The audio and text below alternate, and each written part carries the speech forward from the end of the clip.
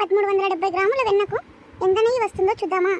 ఈరోజు మా డైరీ పార్లర్లో 1370 గ్రాముల వెన్నకు నెయ్యి చేస్తున్నాము. నెయ్యిని ముందుగా స్టవ్ మీద సిమ్లో పెట్టుకొని తర్వాత ఆ వెన్నను వేస్తూ కలియపెట్టాలి. గరిటతో తిప్పుతూ కలియపెడితేనే నెయ్యి మంచి వాసన వస్తుంది. మీలో ఎంతమందికి స్వచ్ఛమైన నెయ్యి ఇష్టమో కామెంట్ చేయండి. మీకు కూడా ఈ నెయ్యి కావాలంటే స్క్రీన్పై కనిపిస్తున్న నెంబర్కు వాట్సాప్ చేయండి. మన డైరీ ఫామ్ వచ్చేసి అనంతపూర్లోని నవోదయ కాలనీ ఆటో స్టాండ్ దగ్గర మిల్క్ హౌస్ అని ఉంటుంది. నెయ్యి బాగా మరుగుతున్నప్పుడు ఇలా నీరు సపరేట్గా వస్తుంది. నెయ్యి బాగా మరిగిన తర్వాత 2 తమలపాకులను వేసి మూత వేయాలి. 2 తమలపాకులను వేసి మూత వేస్తే నెయ్యి మంచి ఫ్లేవర్తో ఉంటుంది, రుచిగా కూడా ఉంటుంది.